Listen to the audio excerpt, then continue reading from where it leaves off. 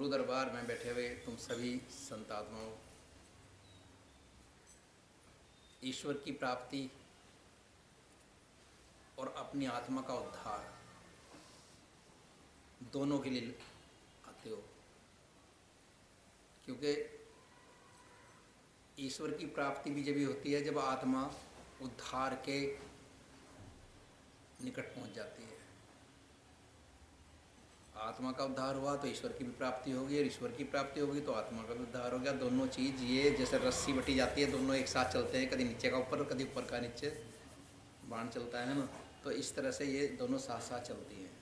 तो प्रभु की प्राप्ति के लिए तीन चीज़ों का होना बहुत ज़रूरी है। सबसे पहली तो बात है सतगुरु का होना जरूरी है।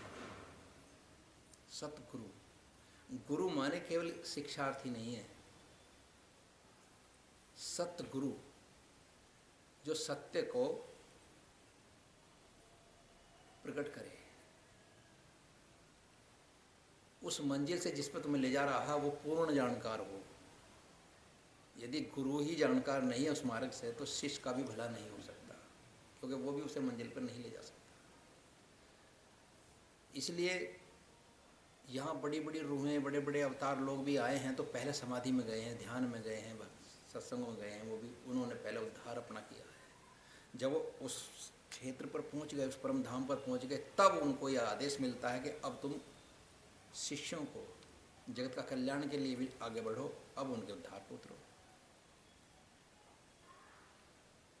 गुरु तो संसार में सभी हैं और अपनी जगह सभी पूजनीय हैं, अब अपना काम सभी कर रहे हैं। ऐसा नहीं कि भाई प्राइमरी का टीचर नहीं था, एमए का टीचर है, ऐसा नहीं है।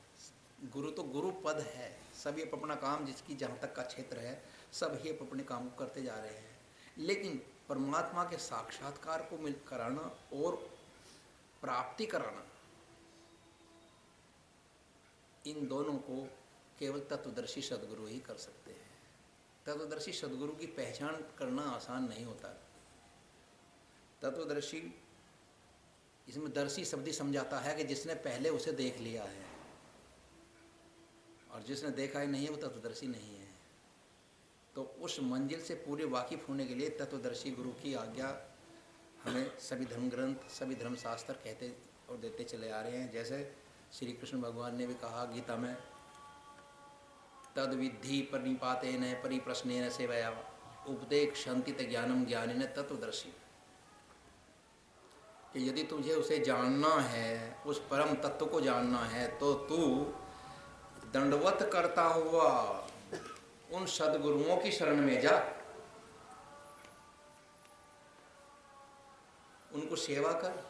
तेरी सेवा से वे खुश होंगे तो तब तुझे वे उस परम तत्व का ज्ञान देंगे जो तुझे तेरी पराकाष्ठा तक पहुंचा देंगे, जो तेरे आत्म उद्धार तक पहुंचा देंगे, तब वो उस पर पहुंचते हैं। तो इसलिए तत्वदर्शी सद्गुरु की प्राप्ति होना सबसे पहले जरूरी है, क्योंकि जहाँ तक गुरु की मंजिल है शिष्य वहाँ से आगे नहीं बढ़ पाता, वो वहीं रुक जाएगा जहाँ तक गुरु की क्लास है। इसलिए गुरु का परिपूर्ण होना बहुत जरूरी है, क्योंकि गुरु, सद्गुरु को सद्गुरु क्यों कहा गया, केवल गुरु गुरु ही नहीं कहा गया, इसलिए कहा गया कि वो उसके दोनों क्षेत्रों में कामयाब। योग क्षेम वहामहम, श्री कृष्ण जी ने बोला ना कि मैं योग क्षेम वहामहम, योग भी तुम्हारा पूरा कराता है भगवान कृष्ण कहते हैं, और क्षेम यानी संसारिक आपदाएं, कष्टें जितने भी होते हैं, इन दोनों में वो सहायक होता है। केवल तत्वदर्शी हो पाता है, क्योंकि वो हर रूप धारण करके वैसा ही स्वरूप धारण करेगा जैसा कि शिष्य को अब आवश्यकता पड़ी है। उनका एक स्वरूप वही कार्य करके संसार में वापस लौटता है। तो इसलिए तत्वदर्शी गुरु की जरूरत है। फिर इसके बाद सतगुरु का आता है दूसरा नंबर, सत्संग। सत्संग, सत्य के संग सांसारिक बातें सुन लेने से ही काम नहीं चल जाता। जितनी भी शिक्षाएं हैं वे सब आर्थिक, सामाजिक, व्यवहारिक बातों से परिनिर्भर करती हैं, लेकिन जो परम तत्व है उसकी प्राप्ति का नाम सत्संग है।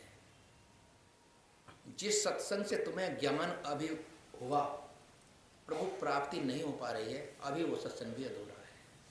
उसको पूर्ण करने के लिए तुम्हें पूर्ण साधना में जाना होगा, तब तुम्हारा साधना सत्संग के द्वारा परिपूर्ण होगी। साधना एक ऐसी खाद है, जैसे खेती को खाद और पानी देते के साथ ही वो बढ़ जाती है, ऐसी सत्संग मिलने से जो 1 महीने के अंदर जो तुम्हारे अंदर विकार भर जाते हैं दोबारा, उनको ठीक करने के लिए सत्संग की आवश्यकता पड़ती है। और सत्संग वही है जिसमें सत्य का संग हो, और सत्य तो एक ही चीज़ है, या तो आत्मा या परमात्मा, और आत्मा परमात्मा एक है। उसका संग जिसमें प्रकट हो उसी का नाम सत्संग कहलाता है। और वो कैसे प्रकट होगा, उसके लिए क्या चाहिए? उसके लिए हमें, जैसे हमें अमेरिका जाना है, रूस जाना है, तो हमें वाहन तो मिल गया, सत्संग, साधना मिल गई, सब सत्संग के अंदर आती हैं। एक वीसा भी तो चाहिए, एक टिकट भी तो चाहिए जिसके द्वारा हम वहाँ पहुँचेंगे, वो होता है प्रभु का सत्य नाम। अब हमें सत्य नाम की जरूरत पड़ेगी। तीसरी चीज़ क्या है? सा शब्द सतनाम। कौन सा शब्द? जो शब्द तुम जपते हो उसकी मंजिल को देखो कहाँ तक है, वो वहीं पर जाके तुम्हें अपने स्थान पर छोड़ देगा। राम कृष्ण अपने साकेत तक छोड़ देंगे, ब्रह्मा विष्णु अपने विष्णु लोक, ब्रह्मलोक और शिवलोक तक छोड़ देंगे। लेकिन तुम्हारा इनसे तो काम नहीं चलता ना। तुम्हें तो वहाँ जाना है जहाँ आत्मा प्रकट होगी, और वो लोक सर्वोपरि लोक है, परम धाम है, जहाँ काल और महाकाल की भी पहुँच नहीं है। विराट काल भी जहाँ नतमस्तक खड़ा हुआ है, जहाँ ना चाँद है ना सूरज है, ये भी प्रकाशित नहीं कर उसे फैलाते अपना प्रकाश, बल्कि उस प्रभु के ही निजी प्रकाश से, उसके स्वरूप में से इतना प्रकाश निकलता है कि अनंत कोटि रवि भी उसके सामने लज्जित हो जाएंगे। वो उस प्रकाश के पुंज, और उसी का स्वरूप तुम हो, तो उसी स्वरूप को पहले तुम्हें प्रकट करना है जो परमात्मा का है। जब वो स्वरूप धीरे धीरे साधना की मंजिलें काटता हुआ एक शरीर से दूसरे शरीर में जाओ, दूसरे से तीसरे में, चौथे में, पांचवें में, इस तरह 7वें शरीर तक जाते जाते आत्मा अपने पूर्ण रूप में प्रकट हो जाएगी। और जैसे ही आत्मा वहाँ 7वें शरीर में जाकर के प्रकट हो जाएगी, तत्काल वो जीवन मरण से मुक्त हो जाएगी और परमात्मा उसको मिल जाएंगे। ठीक है ना? भौतिक शरीर छूटा तो दूसरा मिल जाएगा। कारण शरीर तक भी वे भी जन्म ले लेते हैं, उनका भी जन्म हो जाएगा। इसी तरह से बढ़ते बढ़ते रितंबरा शरीर में जब तुम पहुंच जाओगे तो वो भी छूट जाएगा, तो फिर वो भी तो दोबारा जन्म ले सकता है, तुम्हें फिर कारण शरीर में वापस ले आता है। लेकिन जब ब्रह्म शरीर में चले जाएंगे, आत्म स्वरूप में चले जाएंगे, तो फिर वापसी नहीं है, वहाँ कोई शरीर नहीं रहता। फिर जो तुम्हें आगे का शरीर मिलेगा वो नए प्रभु के मोक्ष में रहोगे।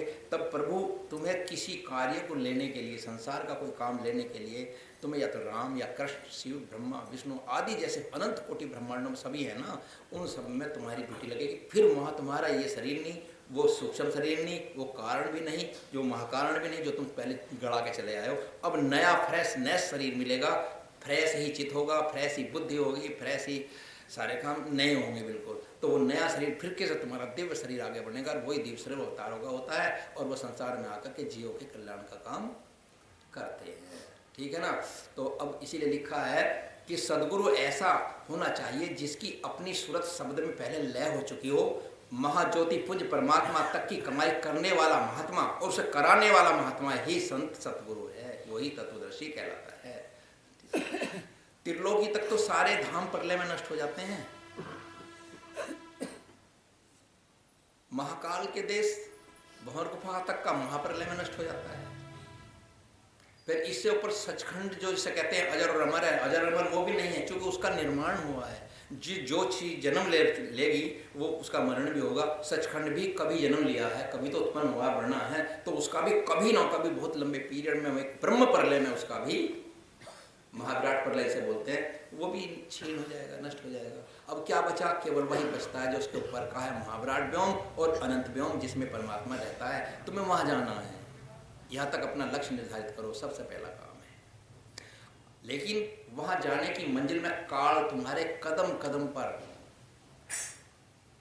रुकावट डालने के लिए खड़ा रहेगा। उसने माया को आदेश दिया हुआ है कि माया तेरी ये की ड्यूटी है कि कोई भी जीव इस संसार से निकल करके मेरे देश को छोड़ करके पार ना हो जाए, नहीं तो मेरा तो राज ही खत्म हो जाएगा। तो वो पूरे प्रयत्न से लगी हुई है कि कोई भी जीव बाहर ना निकल जाए, कहीं ना कहीं से भटका देती है। अच्छे अच्छे संतों को भी कहीं ना कहीं पकड़ लेती है और बस झटक देती है, चल नीचे ले जाती है ना। तो हमें उस काल माया से भी बचना है। यहाँ काल का ताप है, उसे काल के द्वारा जो जीव तपाए जा रहे हैं उसकी जो प्रक्रिया है उसका नाम है तप्तशिला।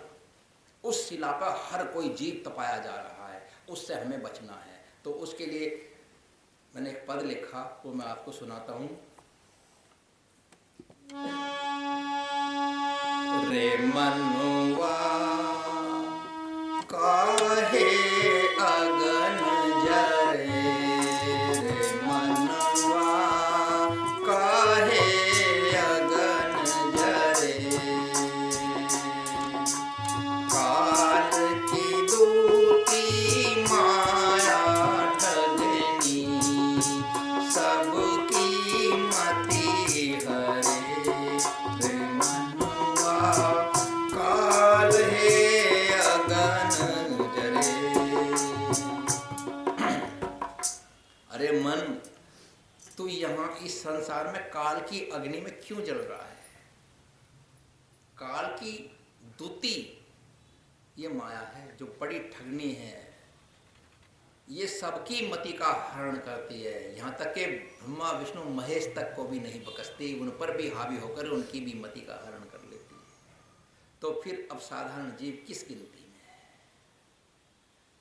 महापुरुषों की, राम और कृष्ण जैसों की सुरती को भी जब माया हरण करने पर उतरती है तो सदगुरु संभालते हैं।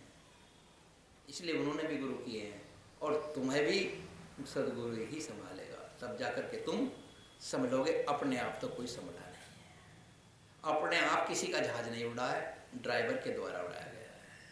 तो ये बात ध्यान में रखो। तो आगे क्या लिखा है? कमल पात्र जल बिंद नहीं, धीरे प्रयास करे, मुर्दा भी जल गहरे डूबकी, सूखे पंख उड़े, रे मनवा काहे अगन जरे। कमल का पत्ता जल के अंदर होता है, झोड़ों में आप जाके देखो, समुद्र में जाके देखो, वो जल से कभी भी उस पर एक बूंद ऊपर पत्ते पर आ जाए, जो ऊपर पत्ता तैर रहा है, तो उस पर टिकती नहीं, गैल ढलक जाएगी। वो ऐसी चिकनाई लिए हुए होता है अपने अंदर के, जल की बूंद उस पर पड़ी ढलक जाएगा। और यदि तुम गौर करके देखोगे तो ये भी पता न चलेगा कि पत्ता भीगा भी है, क्योंकि वो तत्काल सूखा रहता है। इस प्रकार से स्थित होकर देखो, जैसे जल की बूंद कमल के पत्ते पर नहीं टिक पाती, उसी तरह से तुम भी कमल के पत्र की तरह बनो कि माया तुम्हारे ऊपर अपना कब्जा ना कर पाए। इस दुनिया में किसी भी जीव के उद्धार के लिए माया सबसे बड़ी बाधक है, जिससे हमें बचकर चलना है। मुर्गा भी जल गहरे डुबकी, मुर्गा भी एक पक्षी होता है जो जल पर तैरता फिरता रहता है, डुबकी भी लगाया हुआ है, और जब वो अचानक तुम उसे उड़ान लगो तो उड़ के साफ जाएगा। अगर उसे पकड़ करके तुम देखोगे तो कहीं कोई पंख उसका भिगा हुआ नहीं होता। उसमें डुबकी लगाई और उड़ के भाग गई और सूखे पंखों से निकल गई। इसलिए तो कहा मुर्गा भी जल गहरे डुबकी, सूखे पंख उड़े। वो सूखी उड़ जाती है। ऐसे ही तुम्हें संसार में रहना है, ऐसे ही तुम्हें संसार में रहना है। ज्यों ज्यों तुम भक्ति में बढ़ते जाओगे, त्यों ज्यों अपने स्वरूप को पहचानते चले जाओगे और अपनी ऊर्जा को बढ़ाते चले जाओगे, त्यों तुम माया के पंख भी कटते चले जाएंगे। माया के पंख तुम भी बढ़ा रहे हो और तुम्हें ही घटाने हैं। तो आगे क्या कहते हैं?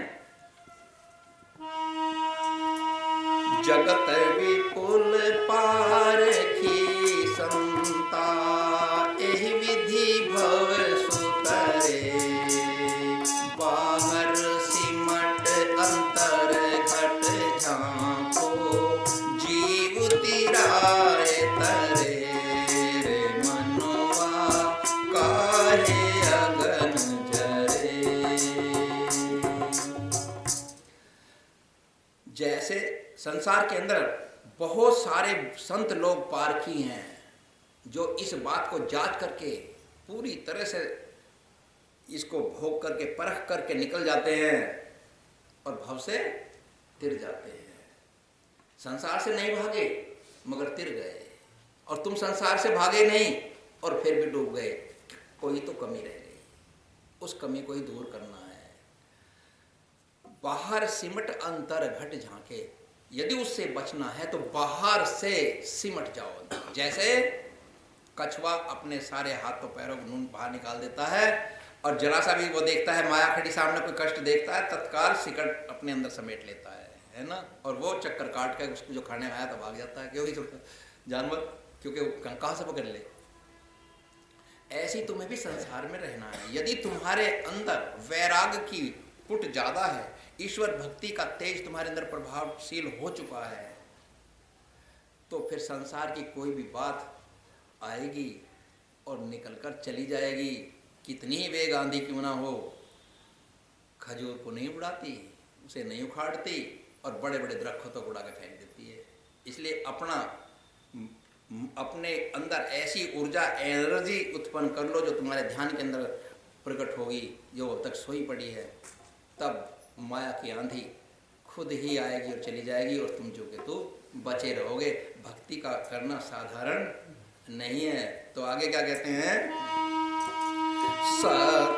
बहारी मुखी बहे जो संता, सो भ्रम जाल जरे, सत्य ज्ञान तज नाम विसारी, काल की झाल जरे, रे मनवा काहे अगन जरे, रे मनवा काहे अगन जरे।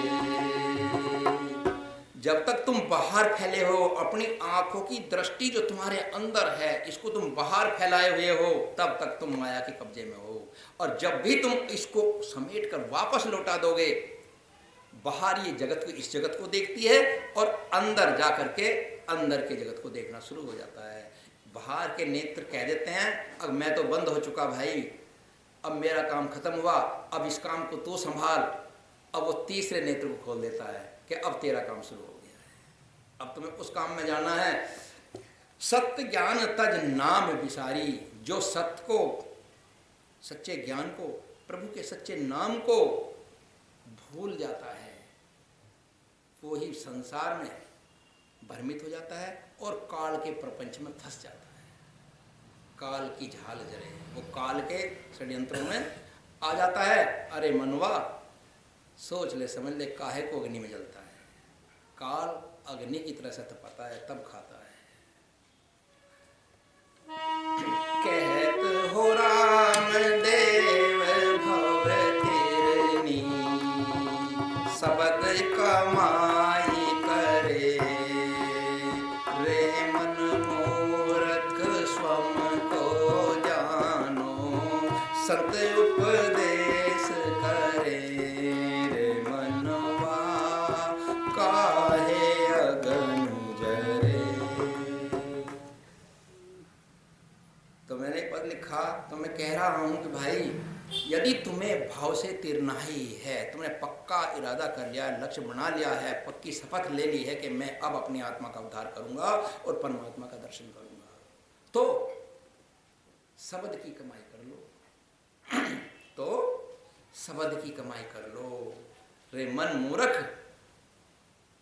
फिर अपने आप को भी जान ले कि तू कौन है, कहां से आया, क्यों आया है। फिर तुझे उस नाम की धारा पर चढ़ जा, अपने परम धाम का लक्ष्य मिल जाएगा, तो परमात्मा से जा मिलेगा। संत लोग इसी बात का तो उपदेश करते हैं, संत उपदेश करे, और संतों का उपदेश फलित होता है। जब तक मन बाह्य विषयों में फंसा हुआ है तब तक ही संसार है, और जब मन में वैराग छा जाता है, वैराग के छाते के साथ ही जो आंखें अब इन शरीरों को देखती थी, क्योंकि अब माया छाई हुई है दृष्टि के ऊपर, और जब प्रभु की ऊर्जा छा जाएगी, वैराग छा जाएगा, तो फिर यही स्वरूप, ये चमड़ा दिखाई ना दे करके इनके अंदर ज्योतियां दिखाई देने लगेंगी कि इनके अंदर तो कोई ज्योत हो है। फिर आत्म ज्योति चमकने लगेगी। उसी आत्म ज्योति को तुम्हें ध्यान करना है। बहुत सारे भक्त कहते हैं मेरा भजन नहीं चलता, अंधकारा नहीं हटता, क्योंकि उसके पूर्व जन्म के कर्म इतने उस पर हावी हो रहे हैं, जो जल्दी नष्ट नहीं हो रहे, उनको जब तक वे एक एक नष्ट नहीं होगा तब तक अंधकार नहीं छटेगा, तब तक अंधेरा बराबर रहेगा। और जैसे वे छटेंगे फिर प्रकाश रहेगा। लेकिन वो टाइम लगता है, शिष्य जल्दबाजी करते हैं। वे बताया था कि उतावलापन नहीं होना चाहिए, जल्दबाजी करने वाले भटक जाते हैं। कछुए की चाल चलने वाला तिर जाता है, खरगोश हार जाता है। तो ये संसार चक्र है। उस वक्त तुम जब ध्यान में बैठो, यदि कुछ भी नहीं करते तो इतना सरल मैं तुम्हें बता रहा हूँ, केवल अपने दोनों कानों को पूर्ण तरह से बंद कर लो, यानी बाहर की हवा अंदर ना जाए, बाहर की ध्वनि तुम्हारे अंदर नहीं जानी चाहिए, नहीं जानी चाहिए। तब तुम अपने सीधे कान पर सुनना, बाएं पर नहीं। बाएं पर सुनोगे तो नरक लोक की बात आ जाएगी। सीधे कान पर सुनना, तिरछा मोड़ दो अपना ध्यान। और जब कान के सुनोगे, सुनते सुनते एक दिन, 2 दिन, 4 दिन, बहुत जल्दी ही एक धुन सी प्रकट होनी शुरू हो जाएगी। उस धुन को समझ लेना कि वो परमात्मा के घर की दो आवाज़ यहाँ तक फैल रही है, जो ब्रह्मांडों का काम कर रही है। वही आवाज़ बढ़ते बढ़ते अनेकों प्रकार के नाद का रूप ले लेगी, और फिर बढ़ते बढ़ते वही अनहद का रूप ले लेगी। और जब अनहद की भी पराकाष्ठा पे पहुंच जाएगी, वो आवाज़ सुनते सुनते, वो शब्द के द्वारा ले जा रहा हूँ मैं, तो वहाँ उस पद पर जाकर के अनहद छूट जाएगा, परंतु और तुम्हें आदत पड़ जाएगी आगे बढ़ने की और सुनने की। और जैसे ही तुम वहाँ पहुँचते हो अनहद तक, तो अनहद भी सुनाई देगा, साथ साथ फिर वहाँ के दृश्य भी दिखने शुरू हो जाएंगे। जो शुरू में नहीं दिखाई दे रहे थे वो वहाँ शुरू हो जाएंगे। फिर निशब्द हो जाओगे, अब कोई शब्द नहीं, लेकिन तुम्हारी अब ऊर्जा इतना तेजी रूप ले चुकी है कि तेज वस्तु को, तेज गाड़ी को चलाने में एकदम से भी बड़े काम नहीं करते, धीरे धीरे धीरे धीरे वो रोकी जाती है, इतनी स्पीड वो पकड़ जाती है। तो उसी स्पीड में जब जाओगे तो एक दिन वो तुम्हें एक और शब्द उत्पन्न हो जाएगा, जिसका नाम है अमर शब्द। और तुरा बरोजे हिसाब ही अमर शब्द मालूम कि ववद सल्तनते बेहिसाब दरवेशी। जिसके घट में वो अमर शब्द प्रकट हो जाता है, फिर उसके हिसाब को लेने वाला काल कोई नहीं है। फिर उस अमर शब्द को प्राप्त करो भाई, या तो ज्योति मार्ग से चलो या फिर शब्द मार्ग से चलो। तो तुम्हें शब्द मार्ग आसान है जिनका ध्यान नहीं चल रहा, लेकिन वो जिनका शब्द मार्ग चला वो ऐसा ना समझे कि बस शब्द पे लटके रहेंगे, नहीं, वो मंजिल भी जुड़ जाएगी इसी में ही, वो मंजिल भी इसी में आगे जाके जुड़ जाएगी। फिर दोनों एक हो जाएंगे, वहां सुरत और शब्द एक हो जाएंगे। इसी का नाम सुरत शब्द योग भी कहलाता है। आ गई ना बात समझ में? इसलिए अपने अंदर ही झांको। यदि परमात्मा को पाना तो बाहर नहीं मिलेगा, झांको, अपने अंदर झांको, सिमट जाओ अपने अंदर, और वहां जाकर के उसको सुनो। वो भी वही ऊर्जा तैयार करेगा जो ध्यान की ज्योति ऊर्जा तैयार करेगी, क्योंकि ऊर्जा दो नहीं होती। ऐसा नहीं है कि इस बल्ब में दूसरा करंट है और उस बल्ब में दूसरा करंट है, ऊर्जा एक ही है। चाहे वो शब्द द्वारा हासिल हो रही हो या दृष्टि के द्वारा हासिल हो रही हो, ऊर्जा अपना काम कर रही है। और वही ऊर्जा जब विकसित होती चली जाएगी तो अनंत में समा जाएगी और तुम्हें अनंत में ले जाएगी। इसलिए मैं कह रहा हूँ बार बार, अपनी आंखें जो बाहर खोल रखी हैं खोले रखो, लेकिन अंदर की खोल लो तो बाहर की आंखें अच्छा ही अच्छा देखेंगी। अगर अंदर की नहीं खुली है तो बुरा भी देखेंगी और बुरा कराएंगी भी। तो जब ही तो दूसरे पद में लिखा था, साधो अब तो आंखें खोल, साधो अब तो आंखें खोल, भीतर झांको अमृत चाखो, इधर उधर मत डोल, साधो अब तो आंखें खोल, अब तो आंखें खोल। जो तुम भीतर झांकते चले जाओगे, त्यों तो तुम्हारे ऊपर से अमृत का स्रोत खुलना शुरू हो जाएगा। इसलिए इधर उधर मत डोलो। एक बात का ध्यान रखना, अंदर भी इधर उधर डोला जाता है। आंखें बंद हो तुम, भीतर झांक भीतर रहे हो, मगर मन खेत में पड़ा हो, बाहर है। बाहर वहां भी अपना बाहर का रूप धारण कर लेगा। इसलिए इधर उधर मत डोल, वहां भी इधर उधर नहीं डोलना, एक लक्ष्य बना लो, उसी सीध पर चलते चले जाओ, जिधर भी तुम्हें प्रकाश दिखाई दे। और या ये प्रकाश मार्ग में आती है ऐसी बाधा, जिस बार तुम चलोगे तो भटकाव भी कहीं कहीं आ जाते हैं। और जब तुम सूरत